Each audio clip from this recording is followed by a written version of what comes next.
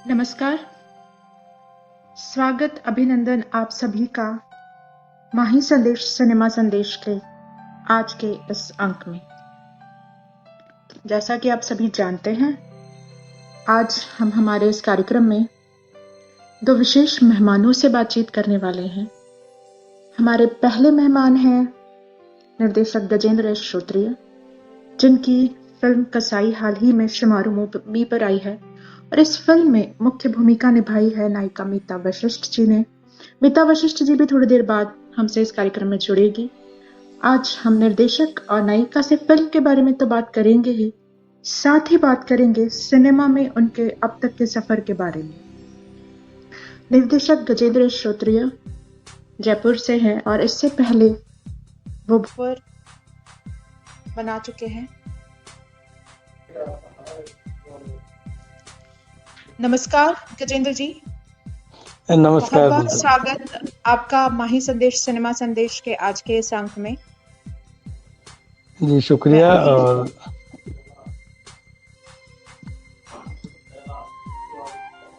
मैं अभी आपका परिचय ही दे रही थी दर्शकों को कि आपने कुछ फिल्में जो बनाई हैं, भोपर इससे पहले बनाई हैं और कसाई जो हाल ही में शुमारू मूवी पर रिलीज हुई है। जी जी बहुत ही बढ़िया फिल्म है। उसका रिव्यू आप mahisandesh.com पर पढ़ सकते हैं। मैंने रिव्यू भी लिखा है।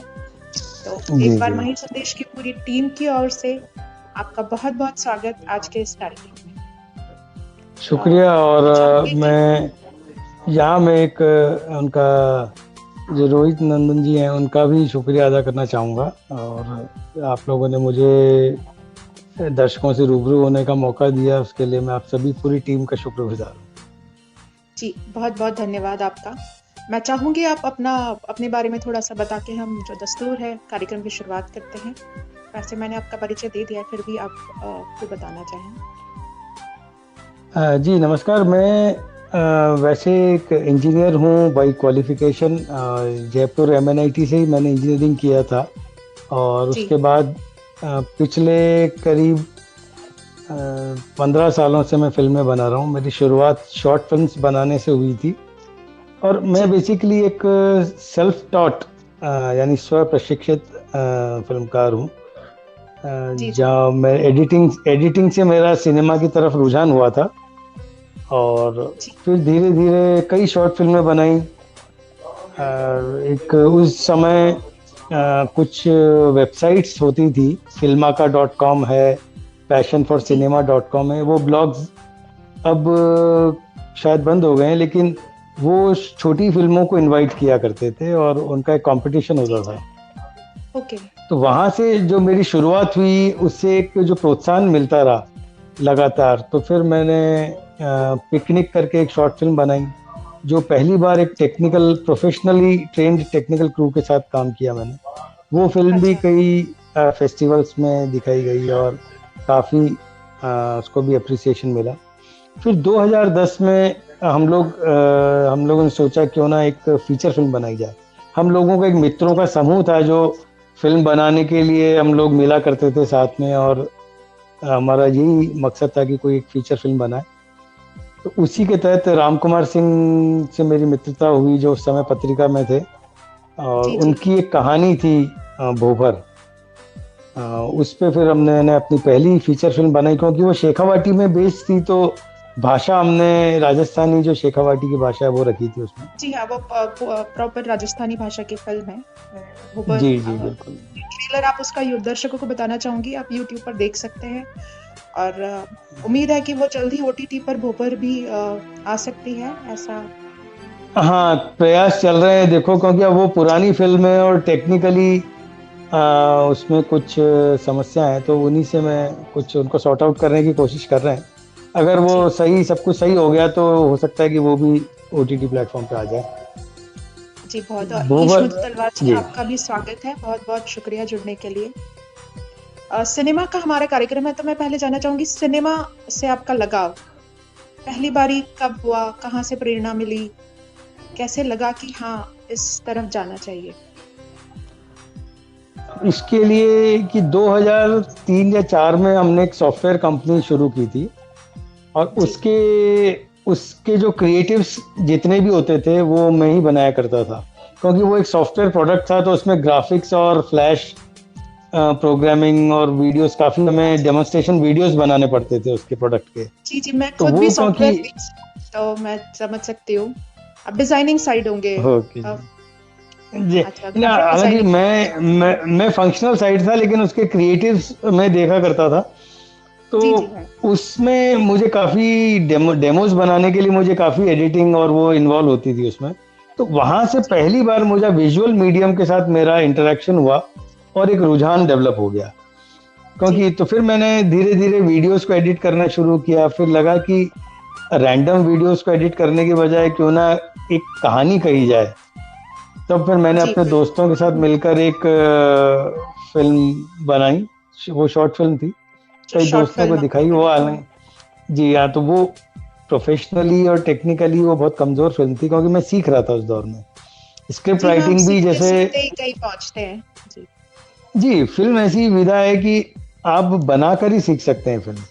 आप कितना ही उसको थ्योरेटिकली पढ़ लें, लेकिन जब तक आप उतरेंगे नहीं मैदान में, तब तक आप उसे बनाना, उसकी निटी ग्रिटीज को नहीं समझ आप सकते। नहीं समझ सकते जी। फिर भी मैकेनिकल जी, इंजीनियर से एकदम क्रिएटिव परिवार का क्या रुख था? आपको कुछ मुश्किलें आई इस फैसले में? ऐसा था कि क्योंकि मैंने जब शुरू किया तब मैं ऑलरेडी अपने आप को बिजनेस में स्थापित कर चुका था। तो एस्टैब्लिश हो वो चुके थे। हाँ एस्टेब्लिश था, तो मुझे आर्थिक रूप से कोई ऐसा दबाव मेरे ऊपर नहीं था। वो दबाव अब ज्यादा हो गया, क्योंकि उस समय तो शौक से काम कर रहे थे, तो थोड़ा बहुत पैसा तो इतना ऑलरेडी जी हाँ, अपने खुला हुआ समय हाथ था में कि था। हमें दिक्कत नहीं आती थी। हाँ हाँ हाँ। और और करियर की चिंता नहीं थी, कि कोई करियर ऑलरेडी बन चुका था और वो मैं अपना काम कर रहा था। तो ये नहीं था कि मुझे उस, और जब शुरुआत करी थी तब ये भी नहीं था कि मुझे फिल्म लाइन में ही करियर बनाना है अपना। एक हाँ जी, शौक एक के रूप में जो चीज शुरू हुई शौक के थी। तौर पे आपने शुरू किया होगा जी। जी जी बिल्कुल, तो वो सिनेमा से पहला रुझान वही था। छोटी फिल्में लगातार जब अप्रिशिएट होती रहीं और प्रोत्साहन उससे मिला, तो फिर मुझे धीरे धीरे बढ़ते बढ़ते फीचर फिल्म तक आए। फिर भोबर बनाई, भोबर भी काफी अप्रिशिएट हुई, कई अंतर्राष्ट्रीय फिल्म समारोह में उसका प्रदर्शन हुआ। उसका वर्ल्ड प्रीमियर भी जो है हमने ग्रीस में किया था। तो जी एक बहुत। पहली राजस्थानी फिल्म उस समय थी जो अंतर्राष्ट्रीय स्तर पर भारत से बाहर कहीं दिखाई गई थी, जी जी, और वहां से भी हमें अप्रिसिएशन मिला। तो वो एक क्योंकि किसी भी चीज को कंटिन्यू करने के लिए जी प्रोत्साहन प्रोत्साहन अप्रिसिएशन के जरूरी रूप है, में और ही मिलता है। क्रिएटिविटी या इस तरह की कला से जुड़ी हुई चीजों में ये बहुत महत्व रखता है कि आपके काम को पहचान मिले, आपके काम सराहा जाए, तो जी फिर आप उस बस राह तो पर चल पड़ते हैं। तो जी बस तो वो भोबर के ये कि बाद आपको वही हिम्मत मिली। भोबर हमने 2010 में शूट करी थी, और 2012 में उसको अपने उसका थिएट्रिकल रिलीज भी किया था। जी और वो एक पूरी साइकिल कंप्लीट करने का जो अनुभव हमें हुआ, तो वो फिर मैंने कहा चलो इस बार अब अगली फिल्म के लिए कोई प्रोड्यूसर्स के साथ कुछ काम किया जाए, क्योंकि भोबर हमने बहुत सीमित संसाधनों में दोस्तों के साथ मिलकर बनाई थी, और बहुत जी जी डिफिकल्ट सिचुएशन में हमने उसको कंप्लीट किया था। जहाँ मतलब ये देख लीजिए कि हमारे पास इतना सीमित बजट था कि हमें 10 दिन के अंदर शूट कंप्लीट करना था, तो हमारे पास ज्यादा पैसा ही नहीं था। अगर उसे ज्यादा लग जी जाते बिल्कुल। तो आप जब शायद आप खुद फिल्म बन से नहीं शुरू पाती। करते हैं और पहली बार आप बड़ी फिल्म बनाते हैं, आपको अंदाजा भी नहीं होता क्या ऑन ग्राउंड क्या डिफिकल्टीज आती है, फाइनेंसेस कहाँ तक जाते हैं। तो जी जी, जरूर। और क्योंकि हमने भी शुरुआत की थी तो कई सरप्राइजेस थे हमें। जो पहले ही दिन हमें सबसे बड़ा सरप्राइज ये मिला कि जो हमने शेड्यूल बनाया था वो हमारा हाँ आधा ही हाँ। पूरा हो पाया पूरे दिन में। तो हमें लगा अच्छा, जो कि आपने इस तरह फर्स्ट तो फर्स्ट डे का जो आपने बनाया था जी। हाँ, तो वो आधा काम ही हो पाया पूरे दिन में। तो हमें लगा कि ये तो एक गलती हो गई है, और शायद फिल्म 10 दिन में नहीं, हमें 15-16 दिन लगेंगे इसमें। अब कैसे जी किया जाए? 15-16-17 दिन का हमारे पास फाइनेंसिस ही नहीं था, फंड्स ही नहीं थे हमारे बजट पास। नहीं होगा जी। तो तो सिनेमेटोग्राफर ने फिर हमें सजेस्ट किया कि सर हमें नॉन स्टॉप काम करना पड़ेगा, तभी हम 10 दिन के अंदर 15-16 दिन का, 17-18 दिन का काम निपटा पाएंगे। तो हमने तय किया कि ठीक है, मैं और सिनेमेटोग्राफर हम तैयार हो गए, लाइटमैन और क्रू से हमने बात कर लिया, एक्टर्स को भी जी समझा दिया कि आप लोग शॉट्स के बीच में अपना रेस्ट करते रहना, बाकी हम लोग तो हमारी जैसे भी होगा देख लेंगे, और 8 दिन तक मैं लगातार सोया भी नहीं। जी बिल्कुल, 24 मैं घंटे हम दर्शकों लोग को काम ये करते थे, चाहती हूँ कि बिल्कुल। वो ये चीज ध्यान से सुने। आज आप उनका नाम सुन रहे हैं, आप कसाई के बारे में सुन रहे हैं, लेकिन आप देखिए शुरुआत जब करनी होती है तो मेहनत का कोई विकल्प नहीं है।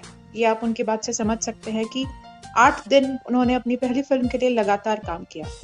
जी, बहुत बड़ी बात है। जी, और उसमें अब ये ऐसा है कि अगर पहले दिन पता होता कि हमें बिना रुके बिना सोए काम करना होगा तो शायद हम हिम्मत ही नहीं कर पाते फिल्म बनाने की, क्योंकि जी, ओखली में सिर्फ दे ही दिया था और पूरा तो फिर कास्ट मुसल से क्रू क्या सेट लेना। पर जी पहुंच गया था, तो कोई ऑप्शन ही नहीं था। हमने कहा अब तो रात भर हमको जगकर ही काम करना पड़ेगा इसको, अगर फिल्म को कंप्लीट करना है, नहीं तो अधूरी रह जाएगी। तो जी हमने जी। दिन रात काम किया और फिल्म का शूट कंप्लीट किया, और जो और थोड़ा मेहनत बहुत रंग लाई आपकी, फिल्म काफी जी, और अप्रिशिएट फिर हुई। जी, तो भोबर को साथ हमारी एक जो अनुभव रहा वो काफ़ी अच्छा रहा। उसके बाद फिर मैं कई कहानियाँ, क्योंकि ऑलरेडी पढ़ रहा था, पथिक जी की कई कहानियाँ पढ़ी। कहानियों के बारे में मैं और जैसे क्योंकि डायरेक्शन में है तो जैसे आपने भोबर भी चुनी, क्योंकि मैं फिल्म नहीं देख पाई लेकिन मैंने कहानी पढ़ी फिर, क्योंकि मैं जानना चाहती थी थोड़ा फिल्म के बारे में। बहुत ही वो जो ऊंट वाली रेवत की कहानी है, बहुत ही खूबसूरत कहानी, जी, उसके पूरे जीवन का सफर मुझे बहुत अच्छी लगी। वैसे ही कसाई की जी। कहानी में भी एक कहानी थी, तो आप कहानी जैसे आपने अडॉप्शन पे बनाई है दोनों फिल्में, तो आप कहानी चुनते हुए क्या चीजों का ध्यान रखते हैं, क्या खास देखते हैं? बेसिकली सिनेमैटिकली कोई आपको कहानी अपील तब करती है जब उसमें एक कोई मुख्य घटना हो, एक की इंसिडेंट जिसको हम बोलते हैं किसी भी कहानी में, जो कि जी उसका मेजर प्लॉट पॉइंट होता है, और एक स्ट्रक्चर, क्योंकि सिनेमा में एक स्ट्रक्चर है जो काम करता है हमेशा। जैसे 3 एक्ट स्ट्रक्चर है जो नाटकों में भी जी होता जी। है, 5 मैंने थोड़ा एक्ट या स्क्रिप्ट जो। राइटिंग पढ़ा हुआ है, तो जी, बीच क्लाइमेक्स एंड देन एंड तो का जो। जी, तो वो एक्ट अगर हमें कहानी में नजर आने लगे तो यानी हम एक स्ट्रक्चर, सिनेमैटिक स्ट्रक्चर उसको दे सकते हैं उस कहानी को। उसके लिए कि हमारे पास इंपॉर्टेंट कैरेक्टर्स हों या बहुत इंटरेस्टिंग कैरेक्टर्स हों उसमें कहानी में, और हमारे की इंसिडेंट्स अच्छे हों। कन्फ्लिक्ट हीरो के लिए हमें समझ में आ रहा हो कि हीरो का ये कन्फ्लिक्ट है, तो वो क्या होता है कि पूरा फिर हमें एक लगता है कि हम इसको एक फीचर लेंथ की फिल्म की लंबाई दे सकते हैं इस कहानी को। दे सकते हैं। क्योंकि मेरी दोनों कहानियां शॉर्ट फिल्म्स थी, तो उसमें वो हाँ संभावना भी देखना जरूरी था कि क्या इसको हम एक्सपैंड करके फीचर फिल्म बना सकते हैं या नहीं बना सकते। हाँ, क्योंकि उतना तो वो लंबा 1.5 घंटा 2 घंटा तक लेके जाना, आपको जी, पटकथा कुछ सोचा आपने या कुछ परेशानियां आई, कुछ चेंजेस किए आपने कहानी जी, तो में? वो कहानी में विस्तार देने के लिए हमें घटनाएं जोड़नी पड़ी उसमें। वो भोबर के साथ भी हुआ और कसाई के साथ भी हुआ कि जी कहानी में कितनी बार क्या होता है कि हम पढ़ते हैं तो उसके अंदर अंतर्निहित बहुत बातें होती है जो कहानी में दिखती हैं लेकिन होती नहीं है। तो वो संभावना अगर दिखती है तो फिर हम उसको, उस पक्ष को उजागर करके कहानी को लंबाई दे सकते हाँ हैं। या हाँ, कोई आपको वो ऐसा इंसिडेंट किरदार फिर है जो। दिखाना पड़ता है फिल्म में। हाँ, पढ़ते हुए हम जी, जी, उसे महसूस कर सकते हैं, लेकिन फिल्म में तो आपको दिखाना ही पड़ेगा। दिखाना ही पड़ेगा। तो वो जी जी संभावना जब नजर आती है किसी कहानी में कि हम इस किरदार को, कहानी में थोड़ा अनएक्सप्लोर्ड रह गया है, जैसे कसाई में माँ का किरदार था, उसका एक प्रभावी प्रेजेंस थी, लेकिन एक स्ट्रगल जो था उसका, जद्दोजहद जो थी, वो कहानी में थोड़ा मिसिंग था। तो हमें लगा यहाँ हमारे पास पूरी गुंजाइश है कि हम इस किरदार को एक्सपैंड कर सकते हैं। तो हाँ, आप हमारे को उसकी स्ट्रगल दिखा सकते हैं छोटे छोटे इंसिडेंट्स से, जैसे आपने दिखाया। जी जी जी, जी, तो वो संभावना नज़र आ जाए तो वो कहानी फिर हम लोग सिनेमैटिक कन्वर्जन के लिए आसान हो जाती है। तो यही चीज़ें जी। मैं अक्सर जब कहानी पढ़ता हूँ और ये चीज़ें अगर उसमें नज़र आ जाती हैं तो वो मुझे लगता है कि इसको हम फ़िल्म में कन्वर्ट कर सकते हैं या इसे पर्दे पर दिखाया जाना चाहिए इस कहानी को। जी जी। एक और महत्वपूर्ण बात आपने अपनी कर्म भूमि जयपुर ही रखी है। मैं अपने दर्शकों को बताना चाहती हूँ कि आज आपको फिल्म बनाने के लिए मुंबई जाने की जरूरत नहीं है, शायद समय बदल गया है। आप आपने भी अपनी छोटी फिल्में और भोबर और कसाई दोनों जयपुर में रहते हुए ही बनाई, तो आपको कभी नहीं लगा कि मुंबई जाना चाहिए, या आप नहीं गए? आप अपने अनुभव इस बारे में शेयर करिए। अच्छी बात है कि जयपुर में हाँ, रहते हुए नहीं, इतनी अच्छी फिल्में आप बना पाए। देखो जयपुर एक्चुअली, वैसे तो मैं एक बात ये मानता हूँ कि मुंबई जाना क्योंकि ज़रूरी है फ़िल्म के लिए, क्योंकि बाज़ार वहाँ है।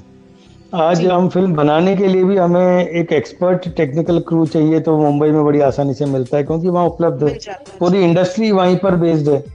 हमें इक्विपमेंट्स जी जी चाहिए, हाई क्वालिटी इक्विपमेंट्स चाहिए, एक्सपर्ट्स चाहिए, डायरेक्शन जल्दी से टीम, मतलब कैमरामैन, सिनेमेटोग्राफर द से वो सब, लाइट्स और ये वो सारी टेक्निकल सुविधाएं चीजें। वहाँ जो है, तो वो आज जयपुर में उन चीज़ों को जुटाना बड़ा मुश्किल होता है, जी तो जी। वो हमें बाहर से ही मंगाना पड़ता है। तो वो इसलिए मुंबई जाना, या वो एक निर्णय ऐसा मेरे लिए, वो थोड़ा सा मजबूरी ये थी कि क्योंकि मैं ऑलरेडी एक बिजनेस में था अपने, जयपुर में अपना काम कर रहा था, तो वो सब छोड़ के जाना मुंबई मेरे लिए थोड़ा सा मुश्किल था। इसी मुश्किल था कारण से जी। मैंने जयपुर में अपना बेस रखा, लेकिन बम्बई में जाता हूँ, मुंबई मुझे जाना पड़ता है क्योंकि बिना मुंबई जाए काम पूरा आप कर नहीं नहीं हो सकते। पाए। हाँ जी, मीटिंग्स तो तो वो करनी ही होगी। करनी रहती है, तो मैं आना जाना लगा रहता है मेरा, लेकिन हाँ, मुंबई शिफ्ट होने की जरूरत मुझे अभी तक महसूस नहीं हुई है।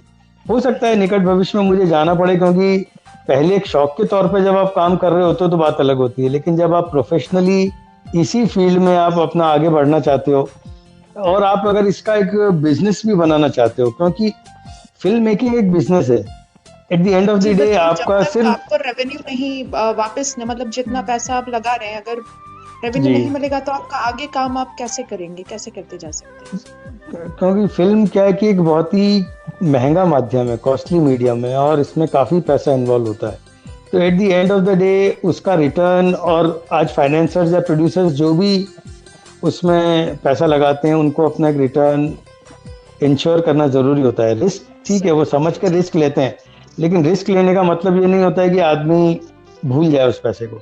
कहीं ना कहीं बैक ऑफ द माइंड हमेशा हर फिल्म निर्माता के रहता है कि मेरा पैसा निकलना चाहिए, और जी जो कि बिल्कुल। एक इन्वेस्टमेंट अगर जो किसी ने कि एक, किया है वो बहुत स्वाभाविक है। अगर किसी ने भी इन्वेस्ट किया है तो वो चाहेगा कि जितनी लागत हो कम से कम उतना जी, तो रेवेन्यू हो। तो आप ये कह रहे हैं कि वो एक अगर कोई वाजिब बात है। सीरियसली फिल्म मेकिंग में जाना चाहता है तो मुंबई जाकर कुछ ज्यादा ऑप्शंस हैं। बिल्कुल, क्योंकि अगर करियर में आपने जल्दी समय पे डिसाइड कर लिया है कि आपको इसी में करियर बनाना है, तो मुंबई जाना मेरे हिसाब से ज़रूरी चीज़ है, क्योंकि कहीं जी और जी। रहकर आप फिर अपना करियर बनाने की नहीं सोच सकते। मैं जी क्योंकि शुरू में एक शौकिया तौर पे करता था तो मेरे लिए संभव था, लेकिन अब जब मैं आज कसाई तक भी, मैं कसाई में भी मेरी कास्टिंग क्रू सब बॉम्बे या एफटीआई या एनएसडी के लोग हैं, तो वो जी जी। हाँ, बहुत अच्छा उन्होंने मुझ पे, कास्टिंग तो एनएसटी एक्स मुझे, एनएसटी है कास्टिंग जी। जी, तो वो यकीन लोगों को तभी होता है जब आप मुंबई में काम कर रहे होते हो।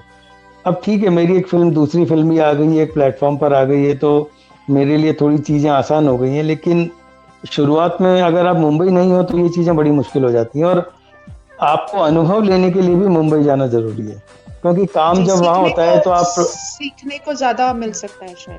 जी बिल्कुल, आप प्रोडक्शन स्टूडियोज़ के साथ जाएँगे, बड़े डायरेक्टर सब वहाँ बेस्ड हैं, आपको काम वहीं से ही मिलेगा। आज एडीज़ हैं, आपको डायरेक्शन में कोई अपना करियर शुरू कर रहा है तो उसे एडी के तौर पे शुरू करना पड़ेगा अपना करियर। वो जी जी। अपॉर्च्युनिटीज़ बॉम्बे में ही मिलेंगी, वो कहीं और मिलना मुश्किल है। क्योंकि मेरे हाँ हाँ। लिए अभी तक दोनों फ़िल्मों में मैंने अपने मित्रों से पैसा जुटा के काम किया है, लेकिन आज मैं स्टूडियोज़ को पिचिंग करूँगा तो मुझे मुंबई जाके बैठना पड़ेगा। बैठना वो पड़ेगा और जयपुर वाले पे यकीन नहीं करेगा कोई, तो आपको एक बार अपना बेस मुंबई में दिखाना ही पड़ेगा उसको भी। दिखाना ही पड़ेगा। जी बिल्कुल। अगर किसी तो वो, प्रोडक्शन बड़ा प्रोडक्शन आप काम करेंगे तो।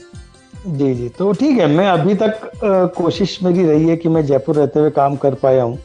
थोड़ा दोस्तों का सहयोग रहा है इसमें, वो सहयोग हो सकता है हर व्यक्ति को नहीं मिल पाए। फिर जी मैं उतना ना ऑलरेडी मिले अपने और जो एक, एक फाइनेंशियल तो मैं बेस है, जैसे आप कह रहे हैं आप स्टेबल हैं। हाँ, तो मेरे लिए थोड़ा आसान था कि चलो ठीक है, मेरी फिल्में लो बजट की रही हैं, इसमें कोई डाउट नहीं है, लेकिन आपको अगर बड़ा बजट भी चाहिए, आपको स्टूडियोज को अगर पिच करना है, कन्विंस करना है प्रोड्यूसर्स को, तो आपको, आपका मुंबई बेस देखते हैं वो लोग, बिना उसके मुश्किल होता है काम देना फिर। मुश्किल होता है इंडस्ट्री में। तो जी जाना, तो तो अगर कोई इसलिए कोई करियर बनाना चाहता है तो मेरी सलाह ये रहेगी कि उसे मुंबई जाना चाहिए, और मेरा भी जी यही है कि आगे अब तीसरी फिल्म के लिए मुझे मुंबई में बेस की ज़रूरत होगी, लेकिन ये ठीक जरूरत है, है मैं पूरी तरह शिफ्ट भले ही ना हो पाऊँ, लेकिन मुझे मुंबई में अपना स्टे तो बढ़ाना ही पड़ेगा, इसमें कोई बड़ा। दो राय नहीं है। जी जी बिल्कुल। लेकिन जैसे आपने शुरुआत की कि छोटी फिल्मों से, आजकल शॉर्ट फिल्म से भी आप शुरुआत कर सकते हैं और फिर बाद में जैसे जैसे आपका काम बढ़ता जाए आप जा सकते हैं। जी प्रादेशिक सिनेमा पे मैं बात करना चाहती हूँ, क्योंकि जी कई बारी ये बात हुई थी। 2 हफ्ते पहले गजेंद्र जी से भी पथिक जी से भी हमने इस बारे में बात की थी। जी जी। क्या भविष्य नजर आता है आपको? जैसे मैंने उनसे कहा मराठी सिनेमा राजस्थान में मैं अभी 4 साल रही हूँ। इतना रिच कल्चर, मतलब संस्कृति में रचा बसा पूरा स्टेट है। फिल्म इंडस्ट्री जी इतनी विकसित नहीं है राजस्थान की। आप अपने विचार इस पर व्यक्त करना चाहेंगे? नवनीत कौर, माई संदेश के संपादक रोहित कृष्ण नंदन और पापा कैलाश पंडित जी, स्वागत है आपका जी। जी, इसमें अब प्रादेशिक सिनेमा की बात करें राष्ट्रीय स्तर पे तो मराठी, बंगाली, मलयाली ये सिनेमा ऑलरेडी पंजाबी फिल्में भी पंजाबी काफी हाँ पंजाबी फिल्म इंडस्ट्री तो पिछले 8-9 सालों में एकदम से ग्रो करी है। जी, जहाँ बहुत बूम है जी। हाँ, क्योंकि मैं पढ़ती वो रहती हूँ फिल्मों के बारे में, तो वहाँ तो की हीरोइंस सभी लोग नहीं जो वहाँ पंजाबी जो व्यापार हो रहा है का मार्केट रास्ता बन गया है आसान हो पंजाब में। जाता है, मुझे लगता है। जी, पंजाबी फिल्मों का मार्केट बहुत बड़ा हो गया है पंजाब में। आज 10-10 करोड़, 15 करोड़, 20 करोड़ का वो बिजनेस कर रही हैं फिल्में। तो जब वो व्यापार की संभावनाएं बनती है तो बजट भी बढ़ जाता है फिर, क्योंकि प्रोड्यूसर तब पैसा लगाता है जब उसे अपना पैसा निकलने की संभावना दिखे। तो वो बाजार राजस्थानी सिनेमा के लिए थोड़ा सा मुश्किल डेफिनेटली है, गुड इसमें कोई दो इवनिंग राय नहीं है। मैम, बहुत बहुत स्वागत आपका माही संदेश, सिनेमा संदेश के आज के इस कार्यक्रम में। नमस्कार, बहुत जी शुक्रिया आप जुड़ने के लिए। माही शुक्रिया संदेश जी। के साथियों को मैं बताना चाहूंगी कि नमस्ते हिता जी। साथ जुड़ नमस्ते गई हैं। गजेंद्र जी, सॉरी आपको इंटरप्ट कर दिया। नहीं नहीं नहीं, आपको जुड़ना ही था। नहीं किया मैंने माफी चाहती हूँ। जी जी, नहीं हम नहीं रीजनल सिनेमा की बात कर रहे थे कि प्रादेशिक सिनेमा, क्योंकि बिकॉज राजस्थान इतना रचा बसा है संस्कृति में, तो हम वही बात कर रहे थे कि जैसे महाराष्ट्र में, बंगाल में पंजाबी सिनेमा काफी अभी आगे बढ़ चुका है, राजस्थानी सिनेमा जी। वहां नहीं पहुंचा, तो उसी बारे में बात कर रहे थे। नहीं, राजस्थानी सिनेमा का कैरी जो ऑन।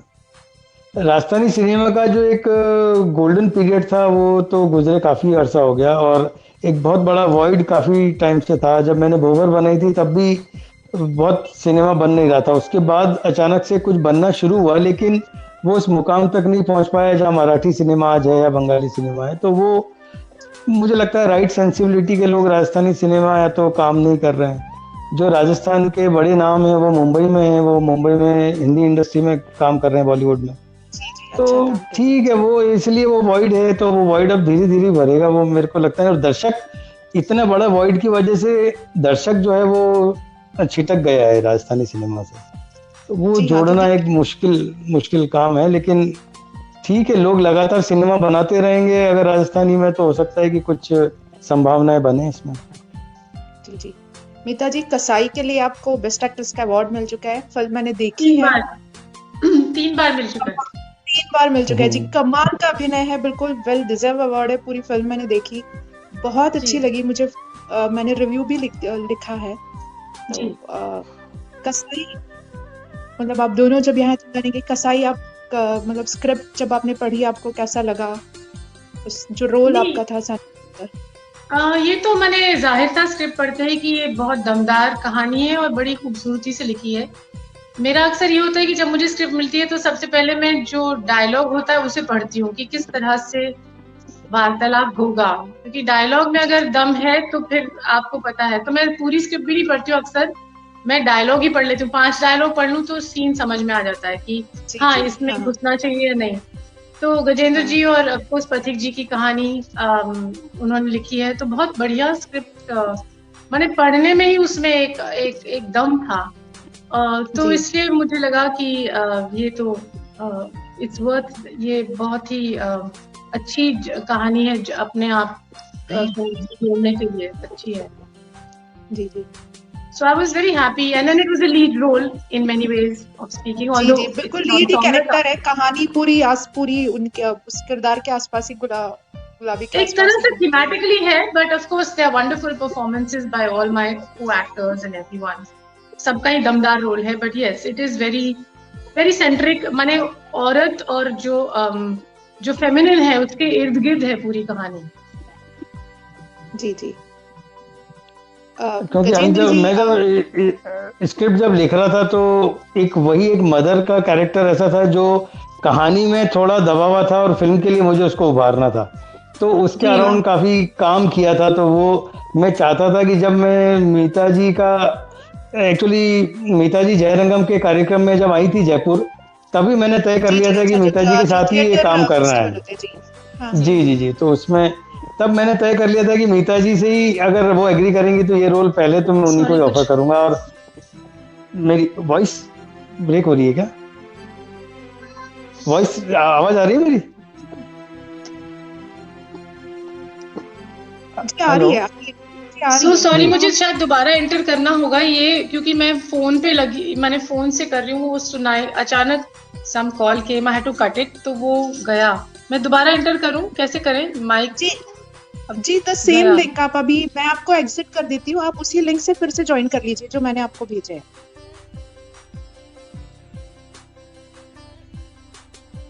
शायद कुछ वो बीच टेक्निकल में इशू। नहीं, वो बीच में कॉल आने से वो इंटरप्ट हो गया होगा कनेक्शन थोड़ा सा। जी जी, वो शायद फिर से आ जाएंगी।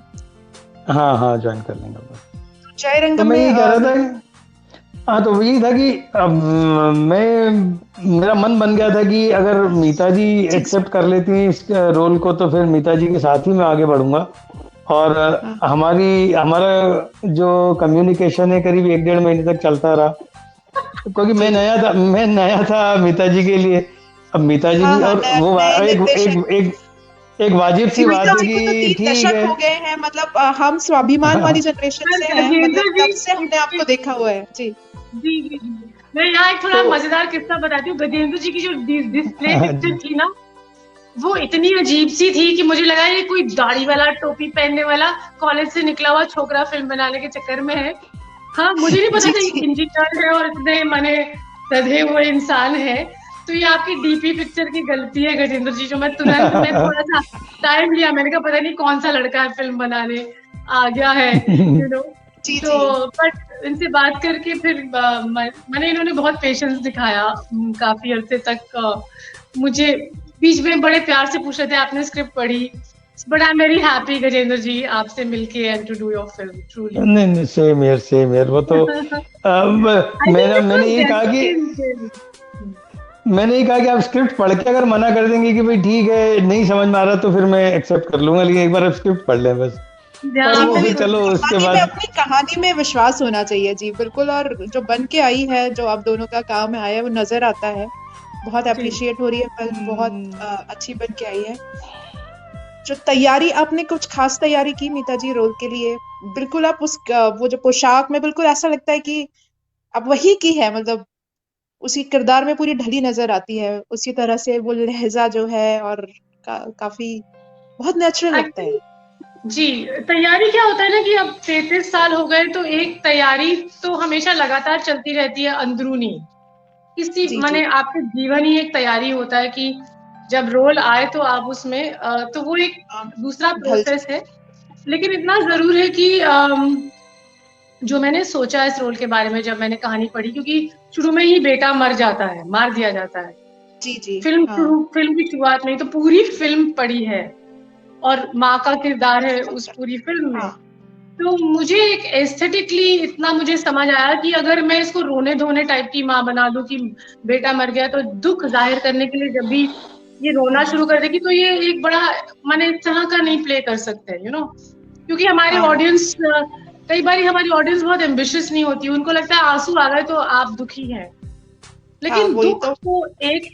दुख को अपने शरीर के कण कण में उतार लेना, या अमेजिंग, अपनी यस। सांस में उसको, माने आप सांस ले रहे हैं तो वो आपकी उतार चढ़ाव सांस में दुख ऑलरेडी मिल चुका है, जी हाँ, वो यू नो। कहीं कोई तो डर नहीं है उसको दुख एक में, महीन कैरेक्टर में क्वालिटी नजर आता देना, है, जब भर के आता है। एक खुशबू की तरह दुख को बना देना। मेरी कोशिश ये थी कि ये जो इस औरत का जो दुख है वो जी इतना जी बड़ा है कि वो उसके पूरे शरीर में एक खुशबू की तरह उसके रक्त में जैसे फैल गया है। फिर वो रोए या आंसू दिखाए या ना दिखाए, वो दुख हमेशा वो रहेगा हाँ जी, वो उसका, यू नो। भाई के वो आने तक तो ट्रेजेडी है आंसू अंदर। भी नहीं आते उसके ना, पहली बारी वो जब भाई से मिलती है शायद, तभी वो वही एक भाई जब, हाँ, क्योंकि एक भाई है जो, हाँ, तब तक तो क्योंकि आंसू भी नहीं पति आते तो जी, है, वो बहुत। तो कमीना है, वो तो नहीं उसको सहानुभूति देगा। जी तो जहाँ जैसे होता है ना, जो बच्चे अक्सर जब बुरी तरह, जैसे हम चोट खाते हैं इंसान भी, तो हाँ हाँ उसके सामने हम दुख जाहिर करते हैं, जहाँ हमको एक सहृदयता हमको पता है तुरंत मिलती है। जो आपका जी दुख जी नकारेगा, उसे समझेगा नहीं या उसका मजाक उड़ाएगा, उसके सामने आप वैसे भी नहीं अपना दुख कभी जाहिर करेंगे.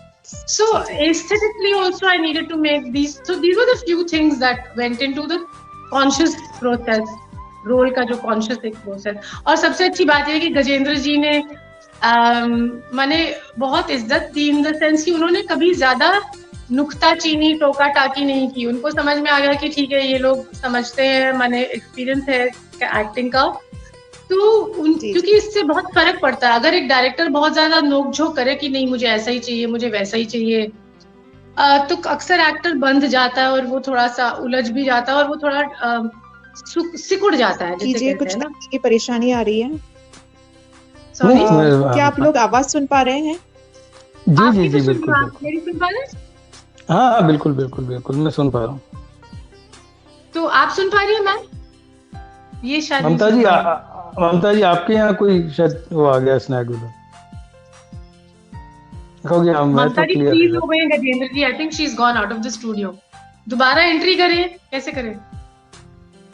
नहीं वो ममता जी वापस ज्वाइन कर लेंगे.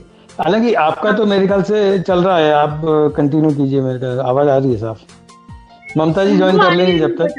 अच्छा, तो बस यही है कि एक्टर बिल्कुल सिकुड़ जाता है अगर एक डायरेक्टर वो जो कर रहा है उसे ना देख के जो उसके दिमाग में पहले से ही ज्यादा प्री कंसीव्ड हो जाए तो फिर एक्टर सिकुड़ जाता है. तो गजेंद्र जी की ये खासियत थी कि वो बहुत खुले दिमाग से परफॉर्मेंस को देखते थे और तो उन्होंने परफॉर्मेंस को खिलने दिया, उसे सिकोड़ने की कोशिश नहीं की. तो ये बहुत बड़ी चीज है. जी तो ममता जी अभी वापस अब मंच अपन दोनों के पास है. तो गजेंद्र जी आप बताइए क्या चल रहा है? बस अब काम कर रहे हैं. अभी कुछ और स्क्रिप्ट्स पे अभी काम कर रहा हूँ मैं. हाँ तो जी. देखते हैं. ये तो मुझे भी नहीं पता कि अगली फिल्म कौन सी बनेगी, लेकिन ठीक है अभी कुछ वेब सीरीज और उनके कुछ आइडियाज हैं जिनको लिख रहा हूँ अभी.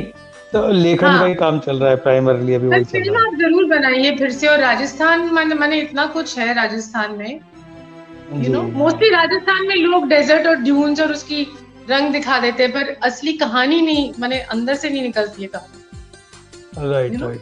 हाँ उसी के लिए वो है कि राइट वो बॉलीवुड ने राजस्थान के ग्लैमर को ही एक्सप्लॉइट किया अभी तक.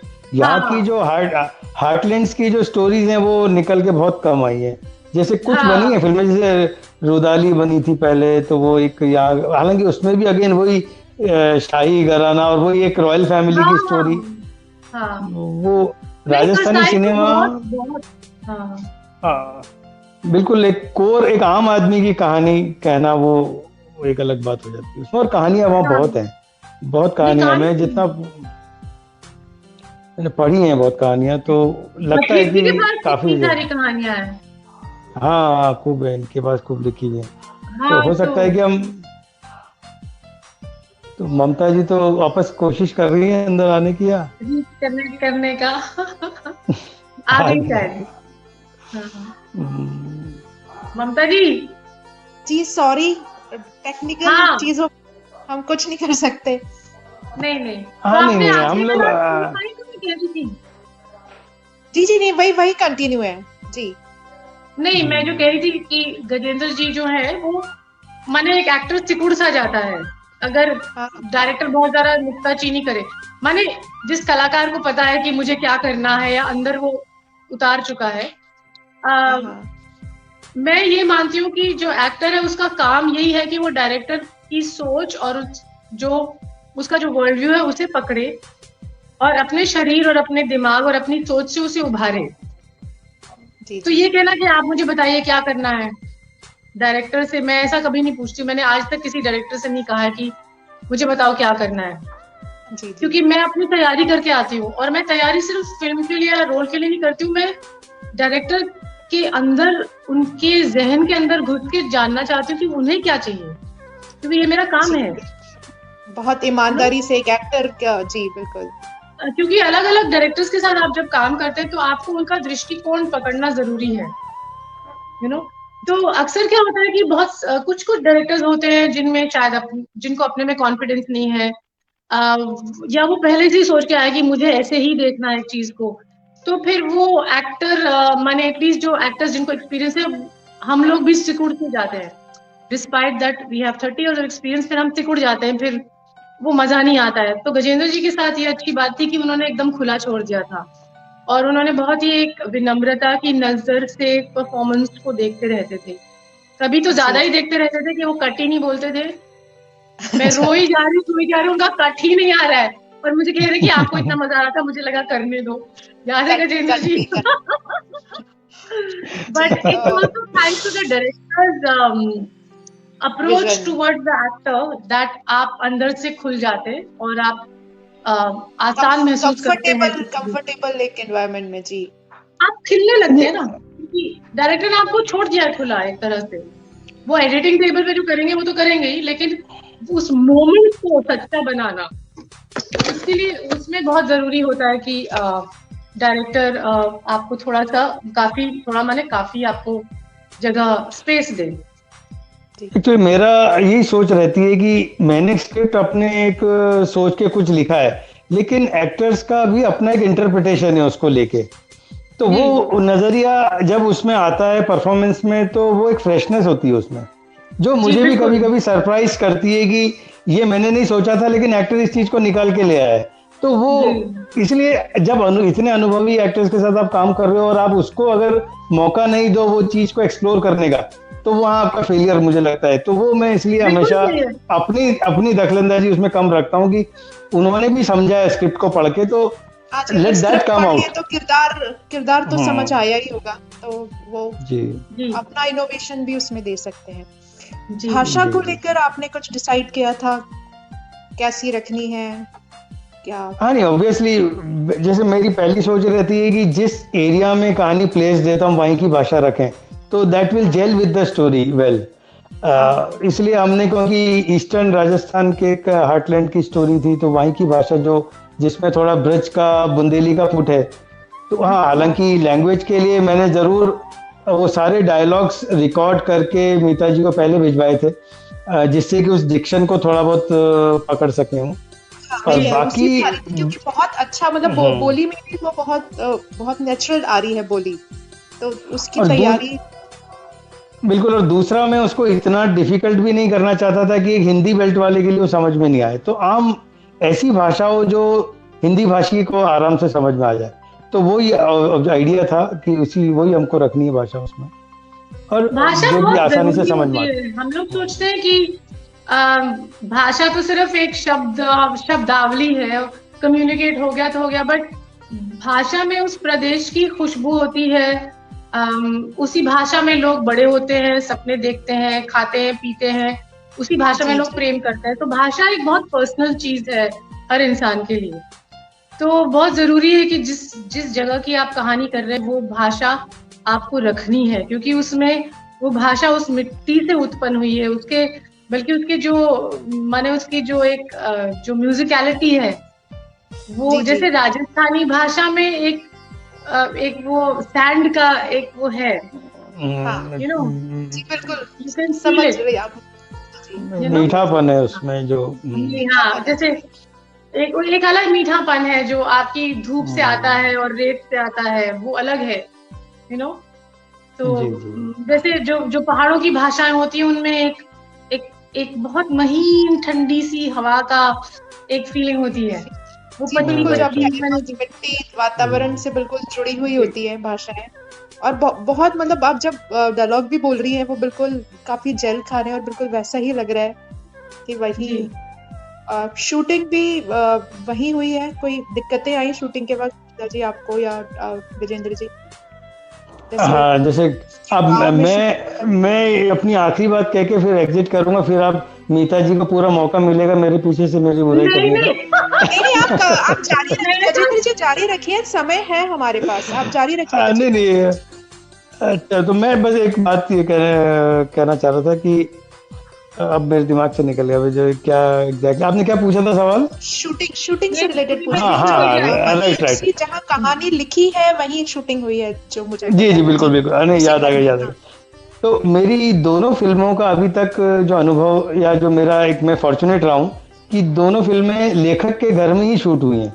मेरी पहली फिल्म भी लेखक के घर में हुई थी, शेखावटी गाँव में उनके, और दूसरी फिल्म में भी, क्योंकि प्रतीक जी ने जिस गांव, हालांकि कहानी उस गांव की नहीं, कहीं पास की है, लेकिन जब मैंने लोकेशन देखने गया था मैं, तो वो इतना समझ में आया मुझे कि मैं कहीं और जाना ही नहीं है। और हमारी डिमांड भी बहुत ज्यादा नहीं थी लोकेशन को लेके, हमें बहुत ज्यादा इधर, क्योंकि मुख्य रूप से कहानी घर के अंदर ही घट रही है, क्योंकि बंद दीवारों की कहानी है, तो वही हमारी, इसलिए हमने फ्रेम्स भी ज्यादा वाइड नहीं की, क्योंकि वो जो एक क्लॉस्ट्रोफोबिया है वो कैरेक्टर्स को, वो कहानी का एक पार्ट बन जाता है बेसिकली, क्योंकि वो किरदार की जो घुटन है वो निकल के आती है, तो हम इसलिए बहुत वाइड भी फ्रेम्स में नहीं गए उसमें।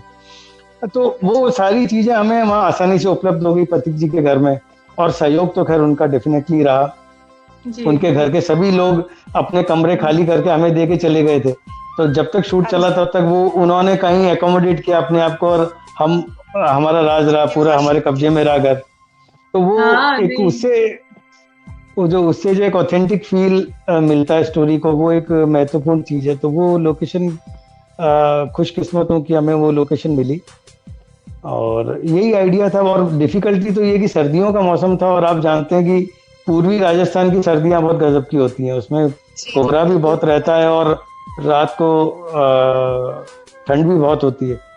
वो एक, और हमारा अधिकतर शूट रात का है फिल्म में, काफी फिल्म रात को शूट हुई, तो वो हमारा एक डिफिकल्ट पार्ट था, जहाँ एकोमोडेट करना पड़ता था एक्टर्स को भी, और हमारी, क्योंकि हमारी बजट की कंस्ट्रेंट्स थी एक तो, और दूसरी लोकेशन ऐसी थी कि वहाँ वो ठीक है, महावीर जी एक बड़ा टूरिस्ट सेंटर है, क्योंकि वो एक दार्शनिक स्थल है, तो वहाँ हमें कुछ अच्छी ठहरने की कुछ व्यवस्था मिल गई थी, लेकिन प्रॉब्लम ये थी कि वहाँ बिजली नहीं आती है।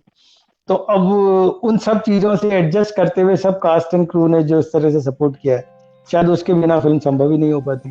तो मैं सब पूरे टीम का शुक्रिया मतलब शब्दों में अदा नहीं कर सकता, जिस तरीके से सबने सहयोग किया।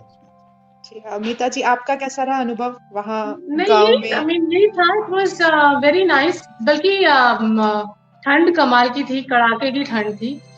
यानी जब तक हम लास्ट सीन शूट कर रहे थे, almost towards the end of the schedule, तो उस समय तो राजस्थान के लोग ही ठुठर के बैठे थे, तो हमारी तो सोचिए हालत। माने आप गर्म कपड़े पहन के ऊपर से ढक के आग के सामने बैठ के, फिर भी आपकी हड्डियां बिल्कुल जिसे ठंडी पड़ गई थी, हड्डियों तक ठंड पहुंच गई थी। तो यही था बेसिकली। और ये था कि क्योंकि आई थिंक टाइट शेड्यूल था, 13 या ऐसे कुछ दिन में पूरी इतनी बड़ी फिल्म बनाई। हाँ, तो अक्सर क्या होता है कि हाँ, नहीं, नॉर्मली अगर एक होता है ना, तो लोग मोस्टली कम से कम 20 दिन तो लगा देते हैं इतनी फिल्म, ऐसी फिल्म बनाने में। तो एज एन एक्ट्रेस सिर्फ इतना था कि वो क्योंकि सारे सीन्स काफी इमोशनल थे, तो अक्सर ये होता था कि आपको 2-3 सीन, क्योंकि लोकेशन की वजह से और जो भी है, एक साथ बैक टू बैक शूट करने पड़ते थे। तो वो थोड़ा सा था कि मुझे घबराहट ये रहती थी बीच बीच में कि कहीं मैं इतनी ऊर्जा होनी चाहिए आप में कि जब आपको बोला जाए कि आपको ये सीन, हाँ इनफैक्ट लास्ट डे बट 1 में जब उन्होंने अचानक वो बोला क्लाइमैक्स का सीन जब शूट कर रहे हैं, तो मैं तो तैयारी नहीं थी, क्योंकि मुझे लगा अभी 2 इतने इमोशनल सीन हो गए, अब ये कहाँ से।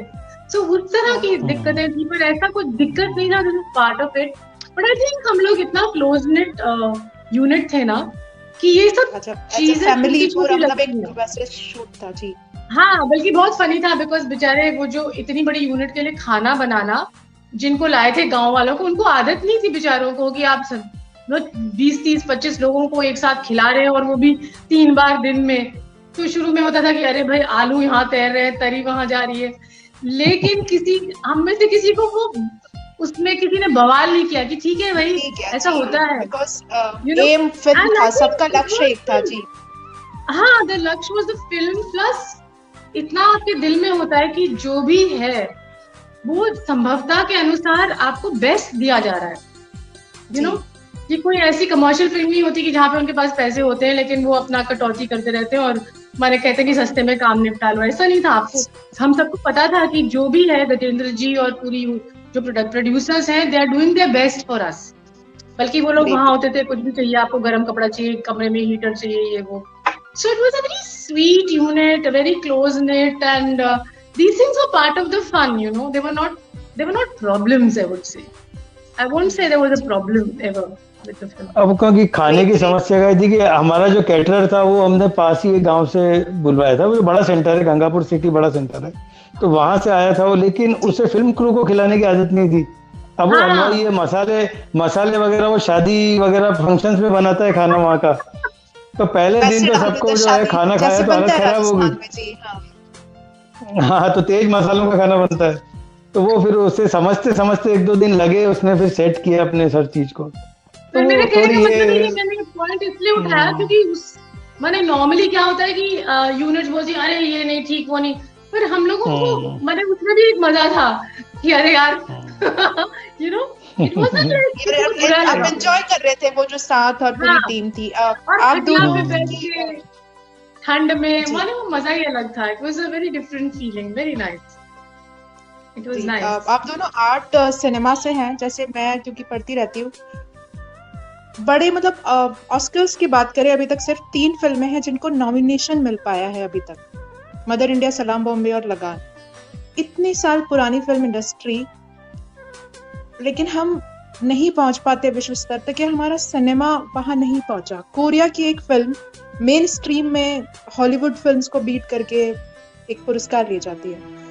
बहुत टैलेंट है हमारी इंडस्ट्री में, साहित्य हमारा अच्छी कहानियों से भरा हुआ है, डायरेक्टर, मतलब हर क्षेत्र में हमारे पास टैलेंट है। आपको क्या लगता है हम क्यों नहीं पहुंच पा रहे वहां पे? मीता जी। देखिए, एक तो मदर इंडिया में समझ सकती हूँ, उसके बाद कौन सी फिल्म गई थी आप कह रहे? सलाम बॉम्बे, मीरा नायर। सलाम Bombay, okay. I mean, I have a problem with that kind of cinema because it's a certain kind of way of looking at India. Lagan, I don't know how they sent it to the Oscars because Lagan सबसे पहले original film थी नहीं, वो एक European film के ऐसी European film थी जिसमें यहाँ तो ब्रिटिश दिखाए थे, उसमें नाजीज थे और वो प्रिजनर्स ऑफ वॉर एक कैंप में होते हैं, एक कंसंट्रेशन कैंप में, जो क्रिकेट मैच खेलते हैं या फुटबॉल खेलते हैं कुछ। तो ये सबसे पहले तो ओरिजिनल फिल्म है नहीं। तो प्रॉब्लम ये है कि बॉलीवुड समझता है कि वो सबसे बढ़िया सिनेमा बना रहा है। हाँ। साउथ में बहुत बेहतरीन फिल्में बनती हैं अक्सर। जी हाँ, पूरे इंडिया में मैं कह रही हूँ रीजनल सिनेमा है, लेकिन पूरे इंडिया में अलग आपको कहीं ना कहीं एक बिल्कुल बहुत ही बढ़िया माने हीरा नुमा फिल्म मिल जाएगी, लेकिन जो सिलेक्शन कमेटी होती है वो इतना, अब पता नहीं बॉलीवुड से होते हैं या क्या होते हैं। तो मुझे लगता है हमारी सोच बड़ी छोटी है एक्चुअली। हम लोग लेबल लगा रखे हैं कि ये आर्ट फिल्म है, ये रीजनल है, ये पॉपुलर फिल्म है, best regional film, best popular film, best choice award. माने we are not looking at cinema for as cinema, you know. जी, मुझे पूछे क्योंकि मुझे इतना लताड़ा गया क्योंकि मैंने शुरुआत ही ऐसे 2 फिल्म मेकर्स से की जिनको आपने द्रोहकाल जैसी फिल्म, मणिकौल और उससे पहले जाइए मणिकौल साहब जो जयपुर से थे, उनकी फिल्म सिद्धेश्वरी क्लासिक बन गई है। हाँ। मणिकौल जी की फिल्म सिद्धेश्वरी क्लासिक बन गई है, लेकिन आज मैंने अक्सर बहुत सारे कमर्शियल फिल्म मुझे कहते हैं कि हमें वो फिल्म कभी भूलती नहीं है, लेकिन मणिकौल की फिल्म की जिससे शुरुआत मैंने की उससे मुझे इतना झेलना पड़ा, लोगों की इतने ताने सुनने पड़े, मैं क्या बताऊं। एज अ यंग एक्ट्रेस मेरा मजाक उड़ाया जाता था पार्टीज में कि अरे मणिकौल की फिल्म में तो इसने ऐसे एक्टिंग की होगी, एक्टिंग थोड़ी होती है वहां पे, यू नो, ऐसा मुझे झेलना पड़ा है एज अ यंग एक्ट्रेस। ये अलग है कि सीरियल्स बनते थे तो मेरा नाम बन गया, या ध्रुवकाल गोविंद जी की फिल्में की, फिर गुलाम ताल दिल से, वो सब ठीक है, लेकिन हमारी जो सोच है ना सिनेमा को लेके, हिंदी फिल्म इंडस्ट्री की खासतौर से, वो बहुत छोटी है। जैसे कि अगर आप गजेंद्र जी, अगर आप एक अच्छी फिल्म राजस्थान में बना रहे तो why should it be called a Rajasthani film, right, you know, कि उसे एक रीजन में आपने limit, why should it not be called a great Indian film, Hindi film. Yes right, you know, एक हिंदी फिल्म ही सिर्फ वो बन गया है उनका एक कि हिंदी फिल्म है तो फिर वो ही ऑस्कर्स, या फिर एक मराठी फिल्म कुछ भेज देंगे, यू नो, जो उनको लगा कि वो हिट हो गई है and all that sort of thing. I think हमारी इंडस्ट्री अभी इंडस्ट्री बनी नहीं है। अगर इंडस्ट्री होती तो उसमें कायदे होते, उसमें सब। मैं एक छोटा सा आपको एग्जांपल देती हूँ। फिल्म सिटी जो इतनी महान फिल्म सिटी है बम्बई में, महान बोलते हैं, फिल्म सिटी माने पहली फिल्म सिटी, वहां पे अगर आपकी 2 बजे रात को शूटिंग खत्म होती है तो आप क्योंकि एक्ट्रेस हैं, एक्टर हैं, आप गाड़ी में और बैठ के निकल जाइए फिल्म सिटी से, क्योंकि वो जंगल है काफी हद तक। ओह, जितने मेकअप मैन, स्पॉट बॉयज ये सब हैं, उनके लिए कोई इंतजाम नहीं। उनको कैसे जाएंगे? मांगते रहते हैं, मैडम आपकी गाड़ी में आ जाऊं, सर आपकी गाड़ी में आ जाऊं, हमें वहां तक मेन रोड, मेन हाईवे तक छोड़ दीजिए। मैं कहती हूँ अगर आप इंडस्ट्री होते तो आपको शटल बस का ऑर्गेनाइज करना चाहिए था ना आज तक। राइट। इतनी सिंपल बिल्कुल, चीज बहुत है। वैलिड पॉइंट है जी। इतने अब तो काम we are लोग not काम an करते हैं। industry in the true sense। हमारे यहाँ इवन पेमेंट्स का इतना माने वो एक कॉस्ट्यूम तक का पैसा नहीं देंगे आपको जो संजय दत्त के स्पॉट बॉय को पैसा मिलता है। वो आपको एज अ कैरेक्टर एक्टर आपको आपके कॉस्ट्यूम के लिए उतना पैसा नहीं मिलेगा, उसका बॉय ज्यादा पैसा बताता है। You know what I mean? जो main film Yes, yes, I'm getting, ma'am. So it's not an बहुत अभी industry in the time real sense. I do not call it an industry. I just think it's एक हिगड़ी पिगड़ी सी है, माने सब लोग बना रहे हैं अपना, जिसका स्टारडम चल रहा है, नहीं चल रहा है तो उसको कोई पूछता भी नहीं है। पूछता भी नहीं है। माने ऐसा नहीं है कि आपने कुछ मेमोरेबलिया कलेक्ट किया है।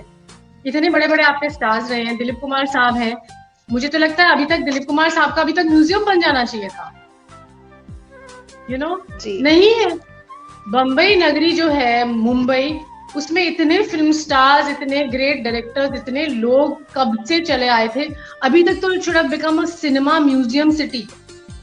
जी, अब मैंने भी, क्योंकि मैं भी वही कह रही थी कि इतना टैलेंट है, इतनी कहानियां हैं, लेकिन हमें पहचान नहीं मिलती। हम अपने में ही खोए हुए हैं। मतलब भारत में फिल्म हिट होगी, मतलब जो वर्ल्ड सिनेमा है, जो जहां तक हमें पहुंचना चाहिए। नहीं, बल्कि मुझे लगता है भारत में आपको भारत की ही फिल्म बनानी चाहिए। हमारे हिंदी फिल्म क्या है, वो मोस्टली हॉलीवुड की कॉपी कर रही है। हाँ, वो हॉलीवुड की कॉपी कर रही है, कहाँ ओरिजिनल कुछ बना रहे हैं। आज मेन स्ट्रीम में ही हो रहा है। के नाम पे लोग ऐसे बुत बुत बुत बुत करके डायलॉग बोलते हैं, जबकि हम हिंदुस्तानी लोग, हमारी आवाजें ऊंची हैं, हम हाथ से जेस्चर करते हैं, लेकिन रियलिज्म, हॉलीवुड वाला रियलिज्म आ रहा है हमारी हिंदी फिल्मों में। या तो आप गाना बजाना करो, रियलिस्टिक एक्टिंग के नाम पे कुछ करते ही नहीं है लोग। स्थिर माने एक यहाँ से we are not culturally connected to our cinema is no longer culturally connected to its roots, you know, that's the problem. Problem ये है। आप इसमें कहना चाहेंगे?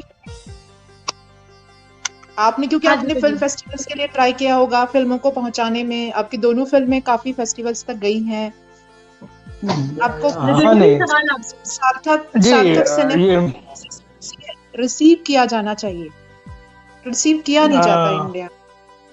हाँ, नहीं, मुश्किलें तो आती। जैसे कसाई मैंने कई फिल्म फेस्टिवल्स में भेजी थी, लेकिन फॉर्चुनेटली अभी भी कहीं कहीं से सिलेक्शन आ रहे हैं। जैसे अभी new Jersey India international film festival में फिल्म सेलेक्ट हुई है, और मूवी सेंट्स करके एक प्लेटफॉर्म है। क्योंकि कोरोना के चक्कर में सारी स्क्रीनिंग्स अभी ऑनलाइन हो गई हैं, हर फेस्टिवल ऑनलाइन ही वर्जन हो रहे हैं सबके। तो मूवी सेंट्स पर अभी न्यू जर्सी वालों ने कोलैबोरेट किया है, उस पर कसाई फेस्टिवल डेट्स के दौरान अवेलेबल रहेगी अभी नवंबर में। शायद एग्जैक्ट डेट्स मुझे नहीं पता, 14 या तो 3-4 दिन मूवी सेंट्स पर जो भी लोग फिल्म देखना चाहें वो देख सकते हैं। और इसी तरह ओंटारियो में हुआ सिलेक्ट, और इंडिया के भी कई फेस्टिवल्स में फिल्म सेलेक्ट हुई, अवार्ड्स भी मिले। जैसे मीता जी ने बताया 3 बेस्ट एक्ट्रेस अवार्ड तो मीता जी को मिले। अवार्ड था कोई, जो एशियन फिल्म फेस्टिवल का अवार्ड था जो मुझे मिला था, गजेंद्र जी, वो आया आपके जी पास? जी, हाँ, एशियन स्क्रीन अवार्ड्स करके एक आया था वो उसका वो मैं भी कुछ फॉलो अप नहीं कर पाया वापस, वो उनका सर्टिफिकेशन आना। नहीं, तो जब फिल्म ऐसा करती है फेस्टिवल्स में तो एक सेटिस्फेक्शन ये होता है कि चलो ठीक है, हम कमियां तो देखो हर चीज में रहती है जब हम काम करते हैं, लेकिन ठीक है, कहीं ना कहीं फिल्म कनेक्ट कर रही है ऑडियंस को, ऑडियंस उसे जोड़ रही है उससे, तो वो एक सेटिस्फेक्शन मिलता है वो बतौर फिल्मकार, और सभी टीम के लिए एक खुशी होती है। जी, शुक्रिया गजेंद्र जी अपना समय देने के लिए। ठीक है, तो इतना नहीं बोलेंगे, 30 साल हो गए ना गजेंद्र जी को, अभी यंग है इंडस्ट्री में, तो वो नहीं गाली देंगे। चलो ठीक है। और जो विनम्रता वाली बात आपने कही, मैं भी वो जान रही हूँ, जैसे आपने कहा काफी विनम्रता से उन्होंने पूरे शेड्यूल में भी, तो वैसे ही, और बिल्कुल अभी 2 ही फिल्में हैं। वैसे एक्चुअली विनम्र है, मैं हूँ जो अब मैंने दिल खोल के मैंने मुंह खोल के बोल देती हूँ। नहीं जी, 30 साल अगर इंडस्ट्री में स्पेंड करना है तो नहीं, ऐसा तो बनना ही पड़ेगा। हाँ, मैं इसलिए भी बोलती हूँ क्योंकि मुझे लगता है कि अक्सर हम सोचते हैं क्योंकि हम पूरी तरह से कमर्शियल फिल्म नहीं करते तो हम इंडस्ट्री का हिस्सा नहीं है, ऐसा एक सोच बनने लगती। तो मुझे एक दिन विचार आया, मैंने कहा क्यों, ऑफकोर्स ये गलत है ये सोच। भले ही आप बॉलीवुड की 50 फिल्में ना करें, लेकिन आप फिल्म बना रहे हैं, आपको सब जानते हैं, तो ये भी बॉलीवुड का हिस्सा है। नहीं, सिनेमा का कैटेगराइजेशन के मैं खिलाफ हूँ बेसिकली। यू नो, किसी भी सिनेमा के कैटेगराइजेशन के पर्सनली मैं अगेंस्ट हूँ, क्योंकि सिनेमा सिनेमा होता है, उसकी अपनी एक भाषा है। अब वो डायलॉग किस भाषा में, वो सिनेमा का पहचान नहीं बनते। सिनेमा जी, जैसे सिनेमा संगीत कहते हैं, संगीत की कोई भाषा नहीं होती, सेम जी सिनेमा पे भी लागू होती है ये चीज़। उस हक से भी मैं अपनी इंडस्ट्री की जो खामियां हैं उनके बारे में खुल के बोलती हूँ, क्योंकि मुझे लगता है मुझे हक है, मेरी इंडस्ट्री है, बिल्कुल मेरा घर है, मैं उसके लिए नहीं बोलूंगी तो फिर किसके लिए बोलूँ, यू नो। तो ये भी है। ठीक है, तो I will take leave of you guys now. अभी फिर हम लोग बाद में कनेक्ट मैं करेंगे। मीता जी से ठीक है बात मीता जारी जी, रखूंगी। गजेंद्र हाँ जी, आप बात बहुत जारी बहुत रखिए शुक्रिया और विजेंद्र जी, आप कहाँ जा रहे शुभकामनाएं। हैं? जी। आप कहाँ जा रहे हैं? मैं मेरा समय हो गया है, तो मैं विदा ले रहा हूँ। आप कंटिन्यू कीजिए।